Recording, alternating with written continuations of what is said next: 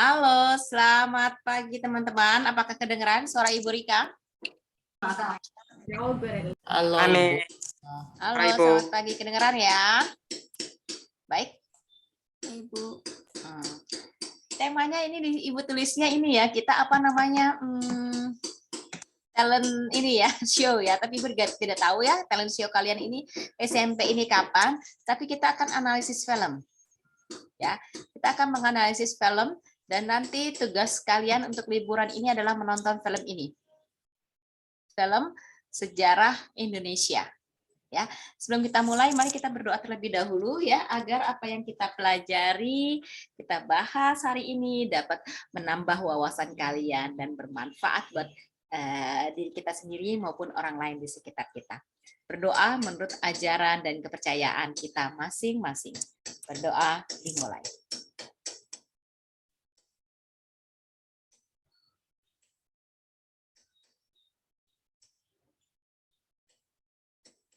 Berdoa selesai, Ibu absen dulu ya. Oke, Rafael, yang Ibu Rika panggil tolong jawab selamat pagi. Selamat pagi. Dom,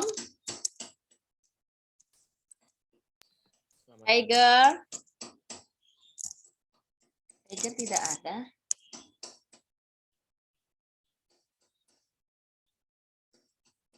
Jaden, Ben Jaden tidak ada juga.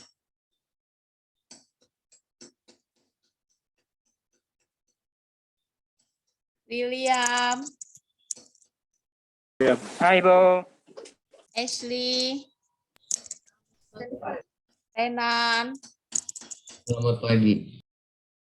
Nathan, Selamat pagi. Kelly, Kelly tidak ada juga.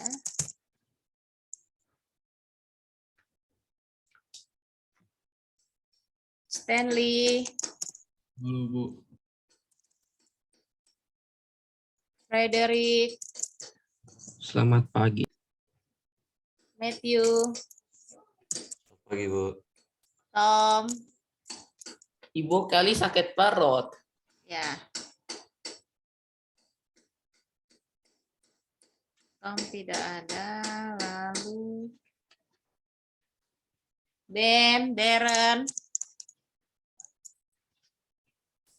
Ben tidak ada, Darren juga tidak ada. Banyak sekali hari ini.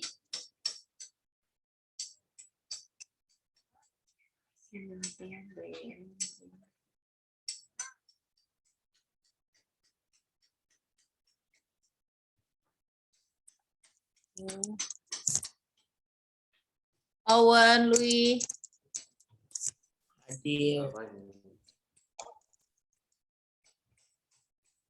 Godeliva, Selamat pagi. Jolen, Selamat pagi. ya selamat pagi, Jen, Carol, Hadir. Natasha, Pagi. Annabel, Fairy, Hadir. Hadir. Hailey, Hailey tidak ada lagi. Lalu Karen, Vera, Selamat pagi. Michelle, Nashel, Hadir. Selamat pagi. Yuri, Stephanie, Amy. Oke. Pancang, apakah ada kabar dari Tiger, Jaden, Tom, Ben, Darren, Haley? Jaden kan sehari nggak masuk, Bu. Kayaknya. Jaden Sama, izin ya? iya, sama satu lagi, kalau nggak salah, si Hailey Haley kenapa? juga izin. Tiger, Tom, Ben, Darren tidak ada kabar ya? Ya, cuma 2 orang yang bikin izin. Ya. Oke, baik. Terima kasih. Tolong, Rena, semua teman-teman kameranya dibuka dulu.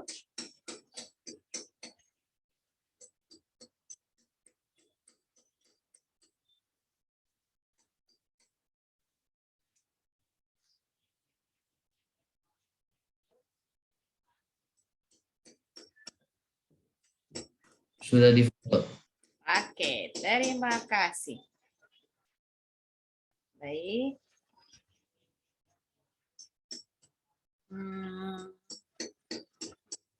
Kita akan Ibu akan kasih kalian tugas sama liburan ini menonton sebuah film ya tentang pahlawan Indonesia. Alurnya akan diberikan kasih lihat sekarang ya.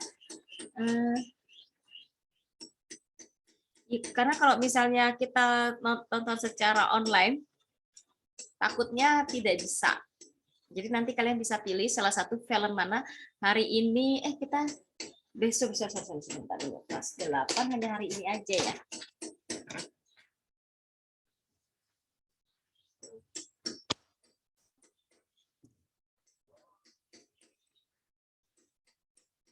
Bentar ya. Kelas 8. Iya, hari ini kita terakhir ya. Sama nanti ada pramuka. Berarti hari ini terakhir. Berarti Ibu hanya kasih kamu satu film. Ya.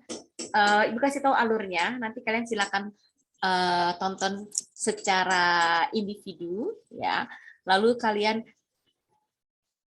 buat summary-nya, ringkasannya, dan bagaimana, dan kalian analisis film ini. Ya. Analisisnya kreativitas kalian nanti akan Ibu lihat benar tidak sih kalian menganalisis film ini ya.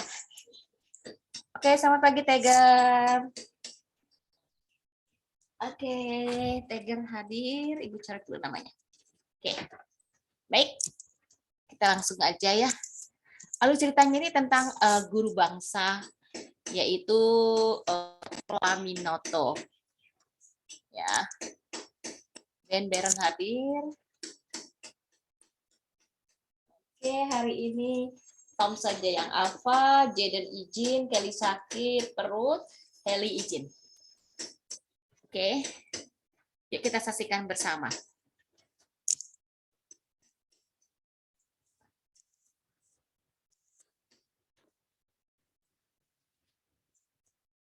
Film ini menceritakan perjalanan dan perjuangan beliau untuk berdirinya sebuah bangsa besar kita ini.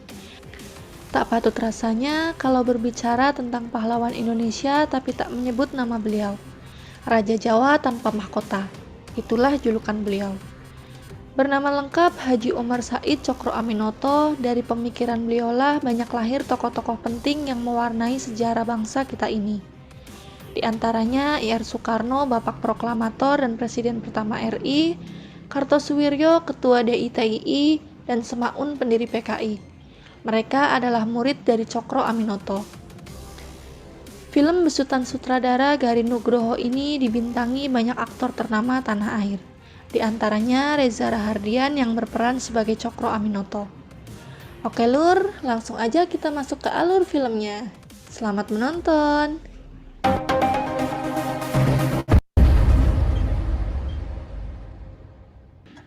Di awal video, kita diperlihatkan Pak Cokro yang sedang diinterogasi di dalam sebuah ruang tahanan oleh pemerintah Hindia Belanda.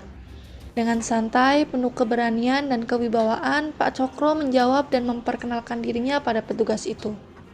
Aku Umar Said Cokro Aminoto, Ketua Perkumpulan Syarikat Islam. Lalu, scene pun flashback di mana Pak Cokro remaja sedang berada di sekolah dan tengah mengerjai seorang perempuan yang bekerja di sekolah itu. Jiwa pemberontak terhadap penjajah sudah nampak dari beliau masih remaja. Terlihat dari cara beliau menjawab pertanyaan yang diajukan oleh gurunya itu. Orang-orang Eropa datang ke sini untuk mencari apa yang tidak mereka punya. Karakter perlawanan terhadap penindasan yang tertanam pada diri beliau tak lepas dari figur kakek beliau yang seorang ulama. Sang kakek selalu mendidik dan mengajarkan beliau tentang ilmu agama. Hijrah, berpindah dari tempat buruk ke tempat lebih baik.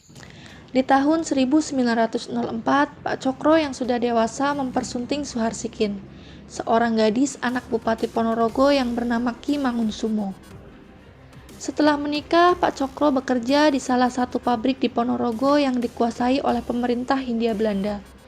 Di saat beliau sedang bekerja dengan mesin ketiknya, mandor yang sedang mengawasi pegawai memarahi pembantu yang membuatkan teh untuknya.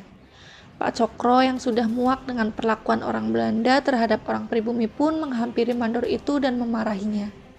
Menikmati teh ini pagi dan sore, demi kesejahteraan negeri Tuan. Setibanya di rumah, Pak Cokro dimarahi oleh mertuanya karena beliau berhenti dari pekerjaannya dan sikap perlawanannya terhadap pemerintah Hindia Belanda. Dan Pak Cokro pun diusir oleh mertuanya. Lalu Pak Cokro segera mengemasi pakaiannya. Bu Suharsikin yang tengah mengandung berusaha menahan Pak Cokro agar tidak pergi. Tetapi beliau terus teringat nasihat kakeknya untuk berhijrah. Kata hijrah selalu mengiang di telingaku, terus-menerus. Karena penjelasan itu, akhirnya Bu Suharsikin mengizinkan beliau untuk melakukan perjalanan hijrahnya. Selepas kepergian Pak Cokro dari rumah itu, Bu Suharsikin sempat bersitegang dengan ayahnya tentang hubungannya dengan Pak Cokro. Ayahnya sempat menyuruh Bu Suharsikin untuk bercerai dengan Pak Cokro, tapi Bu Suharsikin menolaknya. Suami Suharsikin hanya Mas Cokro Aminoto, dunia dan akhirat. Sementara itu, Pak Cokro kini berada di Semarang untuk menemui salah satu temannya yang seorang kiai dan juga mengurus sebuah pabrik. Di sana, berita tentang perlawanan yang dilakukan Pak Cokro terhadap pemerintah Hindia Belanda sudah tersebar di berbagai daerah. Dan kiai itu pun sepaham dengan pemikiran dan gagasan beliau. Lalu kiai itu menyarankan agar Pak Cokro pergi ke Surabaya untuk menemui teman dari kiai itu yang bisa membantu Pak Cokro dalam mencari jalan hijrahnya. Kusarankan Tuan Cokro pergi ke Surabaya. Itu adalah pintu gerbang untuk berhijrah. Sebelum Pak Cokro berangkat ke Surabaya, beliau pulang ke rumah mertuanya di Ponorogo untuk menemui istrinya yang ia tinggalkan selama ini. Sesampainya di rumah, Bu Suharsikin yang ternyata sudah melahirkan anak pertama mereka menyambut kepulangan Pak Cokro dengan sangat bahagia. Bagus nggak? Masih banyak. Lalu Pak Cokro mengajak Bu Suharsikin untuk ikut bersamanya ke Surabaya. Ibu dari Bu Suharsikin memberikan sehelai kain batik dan sedikit nasihat pada Bu Suharsikin. Isi penuh yuk, kayak ngancani kue. Nggih, Bu. Sesampainya di Surabaya, Pak Cokro langsung disambut oleh Pak Hasan Ali, teman kiai dari Semarang. Beliaulah yang akan membantu semua kebutuhan Pak Cokro di Surabaya. Pak Cokro pun langsung diantar menuju tempat tinggal mereka di Jalan Peneleh, Kecamatan Genteng, Kota Surabaya. Selama tinggal di Surabaya, Pak Cokro bekerja sebagai redaktur surat kabar. Pak Hasan Ali yang sudah gelisah melihat penderitaan rakyat karena penindasan yang dilakukan oleh penjajah mendesak Pak Cokro agar segera mendirikan sebuah organisasi yang mampu melindungi masyarakat pribumi. Karena organisasi yang ada saat itu hanya mampu melindungi masyarakat golongan atas saja. Mereka juga sangat memperhatikan nasib warga Tionghoa yang tinggal di tanah ini. Itu terbukti dari perbincangan mereka yang peduli dengan nasib orang-orang Tionghoa yang banyak ditembaki oleh pemerintah Belanda dan gerak dagang mereka yang terus dipersulit. Di tengah perbincangan mereka, datanglah Stella, gadis penjual koran yang sangat mengagumi Pak Cokro. Tuan Cokro, siapakah yang akan memimpin revolusi di tanah ini, Tuan Cokro? Sementara itu, di luar telah terjadi kerusuhan. Warga pribumi bentrok dengan warga Tionghoa. Pak Cokro yang mendengar kejadian itu langsung datang membubarkan kerusuhan itu. Kenapa kalian ini? Mundur! Mundur! Kalau kalian iri, maka buat perkumpulan yang baik. Lalu keesokan harinya di rumah Pak Cokro yang kini dijadikan base camp bagi anak-anak muda yang ingin menimba ilmu pada Pak Cokro dan bagi para cendekiawan untuk berdiskusi tentang masa depan Nusantara. Di sana datanglah Pak Hasan Ali dengan membawa beberapa orang yang ternyata adalah utusan dari Pak Samanhudi, pendiri Sarekat Dagang Islam. Mereka menemui Pak Cokro untuk meminta bantuan beliau menyelesaikan masalah yang tengah mereka hadapi. Ternyata surat izin Sarekat Dagang Islam telah dibekukan oleh pemerintah Hindia Belanda. dikarenakan telah terjadi kerusuhan di berbagai daerah dan Belanda menuduh Sarekat Dagang Islamlah di balik semuanya. Dan Pak Cokro pun bersedia membantu mereka.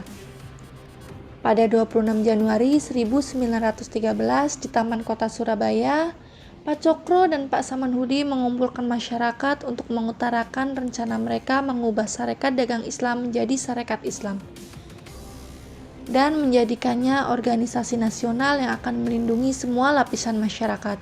Bahwa perkumpulan Sarekat Islam yang pada mulanya adalah seperti air yang mengalir, tidak lama lagi akan menjadi banjir yang deras. Pernyataan beliau disambut gembira oleh masyarakat, khususnya masyarakat kecil. Hidup Pak Cokro! Hidup Haji Samanhudi! Mereka yang dulu dipandang sebelah mata, kini dengan adanya Sarekat Islam mereka merasa dimanusiakan. Sejajar sama rata, sama rasa. Semua anggota SI manusia utuh. Kini Pak Cokro mulai berpolitik dengan memanfaatkan Tuan Ringkes, orang Belanda yang mempunyai perusahaan besar di kota itu. Beliau mengajak Tuan Ringkes untuk membantunya mengembangkan dan memperluas Sarekat Islam ke seluruh tanah Nusantara. Tuan Ringkes sedikit ragu dan takut kalau Pak Cokro hanya memanfaatkannya. Tapi dengan kecerdasan dan kepiawaian beliau, akhirnya Tuan Ringkes pun bersedia membantu. Tuan Ringkes selalu ikut dengan Pak Cokro untuk berkunjung ke daerah-daerah yang sudah bergabung dengan Sarekat Islam. Pak Cokro selalu disambut dan dieluk-elukan oleh masyarakat di setiap daerah yang beliau kunjungi. Di dalam gerbong kereta yang mereka naiki, Pak Cokro menasehati para murid-murid beliau yang ikut bersamanya. Kalian-kalian yang akan menjadi lokomotif dari jutaan masyarakat melalui gerbong-gerbong ini, menuju masyarakat yang lebih baik. Kini Sarekat Islam berkembang begitu pesat. Pemerintah Hindia Belanda pun mulai mengkhawatirkan hal itu. Mereka mulai mengawasi semua pergerakan Sarekat Islam.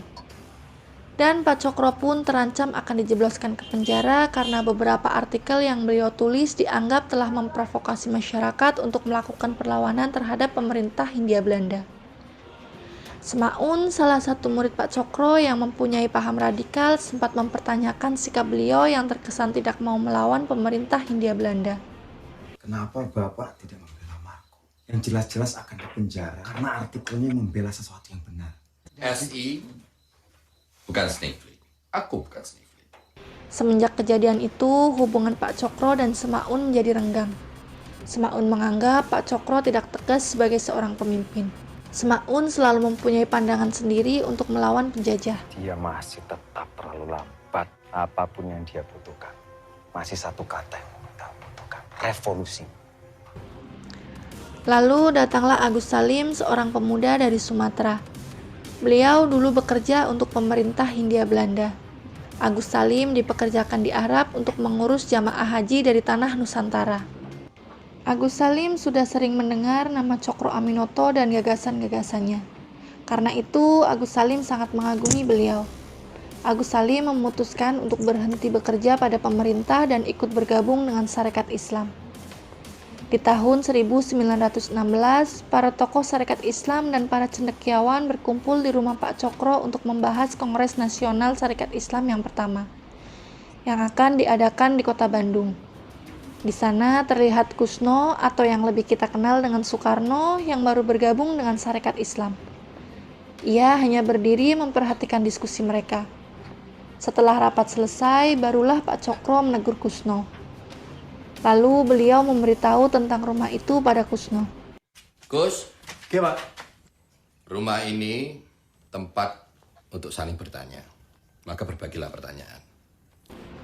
Setelah itu, Pak Cokro menyuruh Utari, putri pertama beliau, untuk menunjukkan kamar Kusno. Dan sepertinya Utari dan Kusno memiliki ketertarikan satu sama lain. Lalu keesokan harinya, Kusno menanyakan tentang Semaun yang sudah jarang hadir di rumah itu. Dan Kusno mempunyai firasat kalau Semaun terlibat dalam kerusuhan yang terjadi di Semarang. Namun, Pak Cokro yang tahu bahwa Semaun adalah orang yang cerdas tidak terlalu mempermasalahkan hal itu. Beliau yakin bahwa Semaun mempunyai dasar atas semua yang dia lakukan. Beliau selalu optimis dan selalu mempunyai harapan pada setiap orang yang pernah menimba ilmu di rumah beliau sekecil apapun.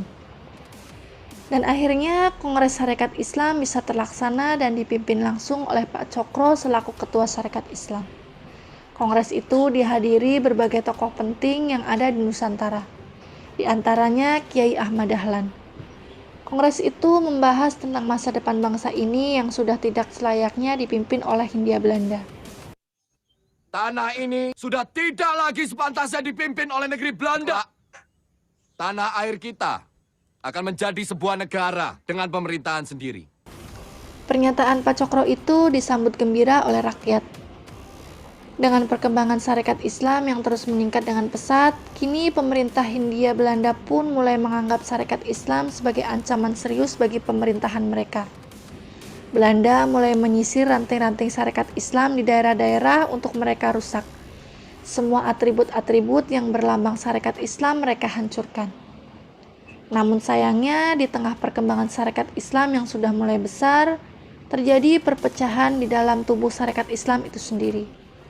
Itu terlihat dari beberapa pertemuan yang diadakan anggota Sarekat Islam, terjadi banyak selisih paham antara pihak Semaun dan kawan-kawan yang mempunyai gagasan dan pemikiran yang berbeda dengan Pak Cokro. Perselisihan itu pun semakin membesar di saat Pak Cokro untuk kesekian kalinya tidak bisa mengikuti rapat yang diadakan Sarekat Islam. Dan beliau lebih memilih menghadiri rapat di Foxtrot. Kenapa dia lebih memilih rapat di Foxtrot? Kehadiran Pak Cokro sangat dibutuhkan di sini. Cokro harus hadir. Beliau mewakilkan dirinya pada Agus Salim untuk memimpin dan menyampaikan beberapa gagasan beliau. Keputusan Pak Cokro itu membuat Semaun dan kawan-kawan menjadi semakin tidak percaya dengan beliau. Pak Cokro yang mempunyai gagasan bahwa pendidikan adalah yang utama untuk mendirikan sebuah bangsa dibantah dan ditolak oleh Semaun dan kawan-kawan. Mereka berpendapat bahwa agraria jauh lebih dibutuhkan oleh rakyat. Pendidikan tetap nomor 1. Jika rakyat tidak memiliki hak atas tanahnya sendiri, itu sama saja komedi omong. Sedangkan kini keadaan Bu Suharsikin sudah mulai sakit-sakitan. Beliau didiagnosa terkena tipes. Pak Cokro yang sedang memeriksakan istrinya tiba-tiba didatangi Stella. Dia mempertanyakan status dirinya di tanah ini karena Stella adalah seorang blasteran. Ibunya adalah orang Bali dan ayahnya adalah orang Belanda. Aku tidak pribumi, tidak Belanda. Lalu siapakah aku, Tuan Cokro? Siapakah yang akan melindungi aku? Dan sekarang keadaan Sarekat Islam pun semakin memburuk. Semaun dan kawan-kawan mulai mengajak beberapa orang-orang penting di tubuh Sarekat Islam untuk bergabung dengannya mendirikan organisasi sendiri. Dan mereka melakukan beberapa aksi kerusuhan dan pemberontakan di beberapa daerah mengatasnamakan Sarekat Islam. Dan imbasnya banyak anggota Sarekat Islam yang tidak terlibat dalam aksi itu menjadi sasaran pemerintah Belanda untuk dijebloskan ke penjara.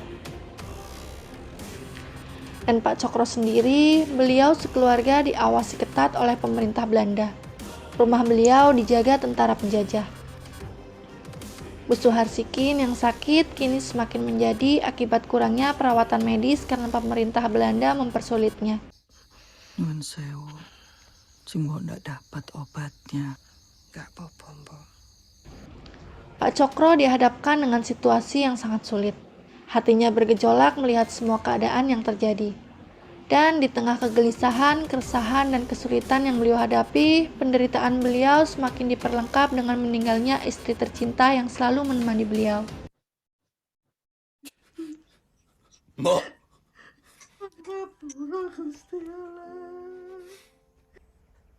Ibu Suharsikin telah berpulang.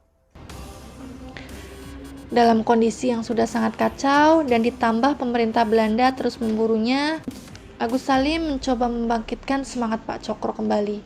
Saya Agus Salim akan hijrah bersama seorang Cokro Aminoto. Dan film ini diakhiri dengan Pak Cokro menyerahkan diri karena tidak ingin terjadi pertumpahan darah rakyat. Beliau memilih menghadapi persidangan dan beliau pun dimasukkan ke dalam tahanan. Dan film ini pun berakhir. Sedikit informasi lur. Pak Cokro dibebaskan setelah 6 bulan di penjara karena semua yang dituduhkan tidak terbukti di pengadilan. Dan beberapa bulan setelah Bu Suharsikin meninggal, Utari menikah dengan Kusno. Dan Pak Cokro Aminoto meninggal di Yogyakarta pada tahun 1934. Dan sampai sekarang, rumah beliau yang berada di Jalan Peneleh, Kecamatan Genteng, Surabaya, dijadikan museum untuk mengenang jasa-jasa dan perjuangan beliau. Oke Lur, sekian video kali ini. Oke, itu dia sepintas film yang akan kalian analisis nanti. Itu udah dapat alurnya kalian ya, sudah dapat.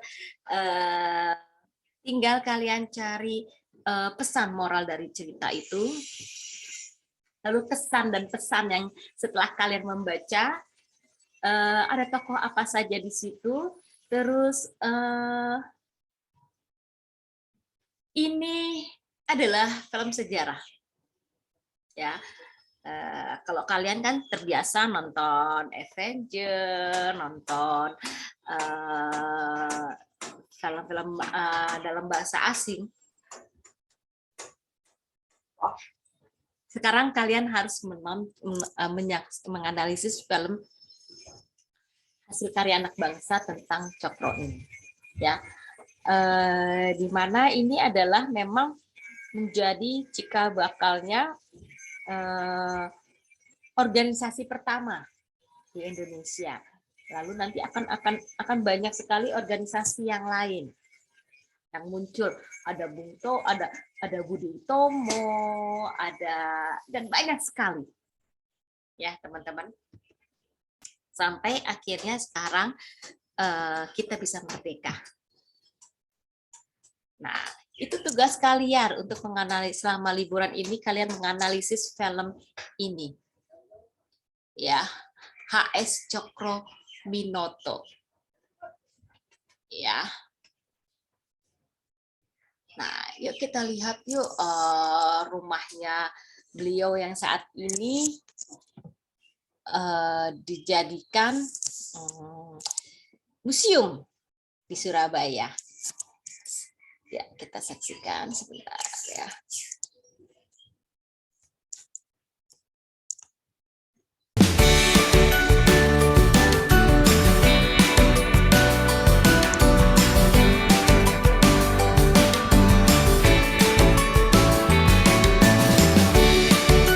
Sebuah rumah mungil di sudut sempit Jalan Peneleh Gang 7 Surabaya ini banyak sekali menyimpan kisah histori penting bangsa Indonesia.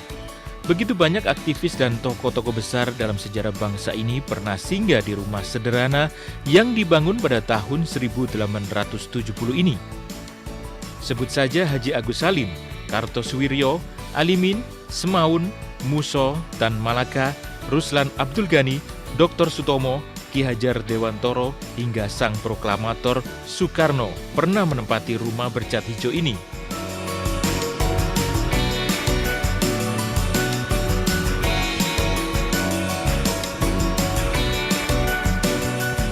Sekilas tidak ada yang istimewa dari rumah ini, namun sejatinya bentuk arsitektur bangunan tidak pernah berubah sejak berdiri pada tahun 1870.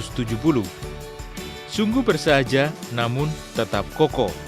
Dari bangunan mungil beratap genteng pelana ini, sejarah pra-Indonesia merdeka banyak diwarnai dari orang-orang yang pernah singgah di dalamnya. Dari tempat inilah, gagasan perjuangan bangsa menjelma menjadi gerakan politik pertama di Hindia Belanda pada masa itu. Rumah ini sebenarnya milik Haji Umar Said Hos Cokro Aminoto, pahlawan yang kerap disebut di dalam buku-buku sejarah. Pak Cokro, begitu dia akrab disapa, adalah motor organisasi massa pertama dan terbesar di Hindia Belanda, yaitu Syarikat Islam atau disingkat SI. Pada tahun 1913, Pak Cokro menjadikan Syarikat Islam organisasi massa terbesar. Catatan sejarah menyebutkan Syarikat Islam beranggotakan 1 juta orang dari penjuru negeri. Semuanya digarap dari sebuah rumah yang seukuran tipe 36 ini. Konstruksi bangunan rumah ini simetris, temboknya dari batu bata tebal, berkapur, pintu dan jendelanya dari kayu jati dicat hijau. Masuk pintu utama yang ada di tengah bangunan, langsung bisa melihat bagian belakang rumah.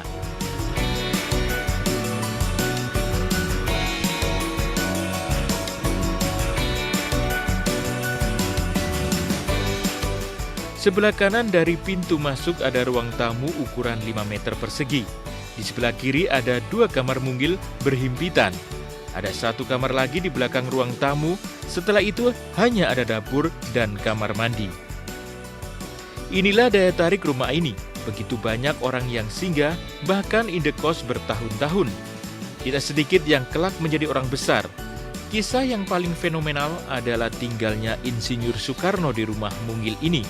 Presiden pertama Republik Indonesia yang biasa disapa Bung Karno ini tercatat pernah kos pada tahun 1917 hingga 1919.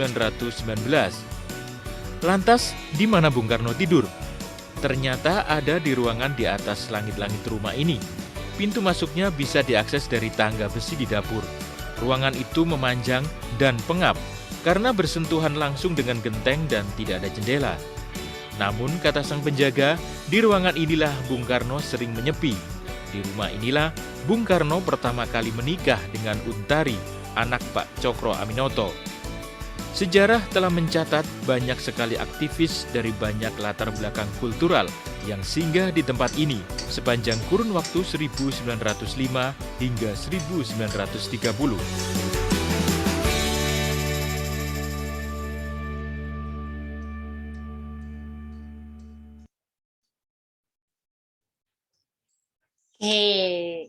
Keren ya teman-teman, seperti itu ya. Jadi nanti silakan kalian analisis ya teman-teman, buku kalian tonton, kalian menonton dulu di rumah ya. Kalian analisis, cari pesan dan moralnya, terus kesan kalian menonton itu mungkin setiap pahlawan itu mempunyai beda-beda ya. Ada yang Ibu Kartini juga beda definisi misinya. Kalau yang kelas 9 itu bumi dan manusia itu nanti buat kalian nanti analisis nanti di kelas 9. Kalau sekarang kalian menganalisisnya ini dulu ya. Dikumpulkannya kapan? Nanti ketika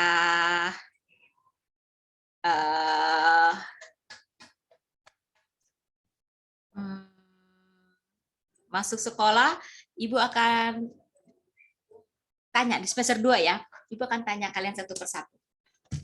Ya, di situ akan Ibu akan lihat apakah kalian sudah menonton atau belum. Ini singkat loh, daripada bumi manusia itu 3 jam. Kok ini hanya kalau tidak salah 1,5 jam lah atau 1 jam. Ya. Tapi di situ banyak sejarah yang bisa kalian dapatkan, ya, dari pertama pendirian sebuah organisasi dan akhirnya peperangan antara etnis tertentu dengan pribumi dan akhirnya membaur menjadi satu sampai sekarang, ya. Itu bagus sekali dan layak untuk kalian pelajari. Kalian lihat, karena bangsa yang besar itu adalah bangsa yang menghargai sejarahnya. Oleh sebab itu, silakan itu tugas kalian ya. Di akhir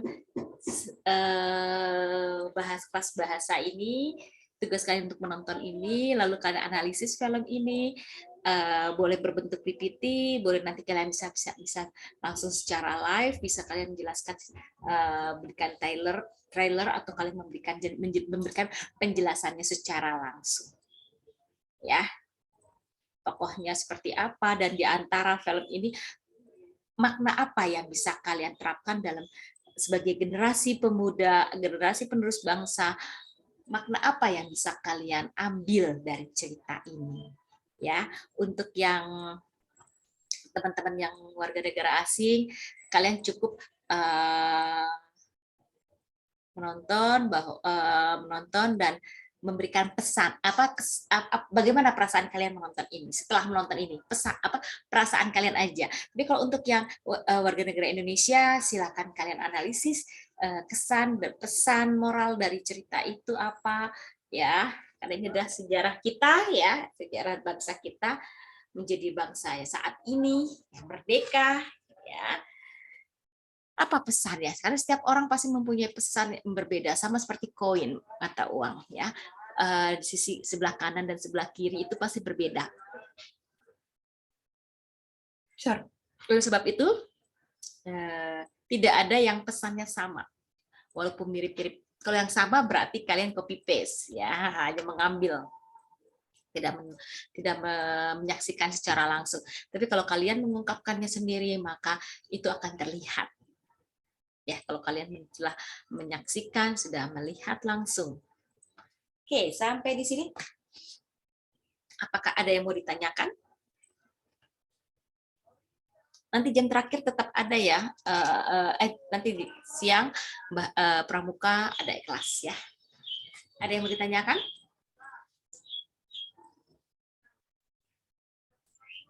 Tidak ada? Paham semua tugasnya?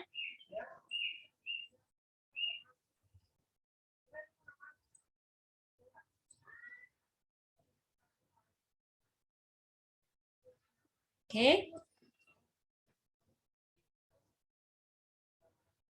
Tidak ada yang mau ditanyakan? Paham semua, bisa ya?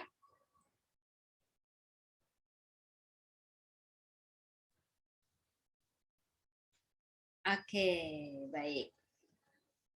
Jika tidak ada, silakan untuk libur nanti kalian pelajari, kalian amati, dan jika sudah ketemu kembali nanti di bulan Februari, ya.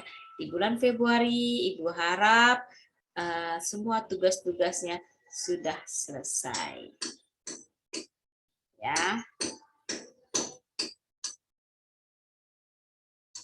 Sampai di sini, apakah ada yang mau ditanyakan? Karena ini pelajaran bahasa Indonesia terakhir. Ya. Tidak ada? Bisa ya? Silakan kalian analisis film ini secara pribadi, lalu nanti kalian akan presentasikan hasil analisis kalian. Baik. Ibu akhiri pembelajaran kita, sampai ketemu lagi di semester 2 nanti. Jangan lupa saksikan film pahlawan Indonesia ini dengan seksama dan laporkan hasil analisis kalian dengan baik. Oke, selamat berlibur, sampai ketemu lagi di semester 2. Tetap jaga kesehatan, patuhi protokol kesehatan dengan baik, dan salam sehat. Sampai ketemu lagi di semester 2. Terima kasih teman-teman atas kebersamaan kita selama 1 semester ini. Terima kasih. Terima kasih, Bu. Baik, Bu. Makasih, Bu. Ya, kembali kasih. Sampai ketemu lagi di semester 2 ya. Sehat Terima selalu kasih. ya. Terima kasih, Bu. Iya. Baik, Bu. Makasih, Bu. Bye.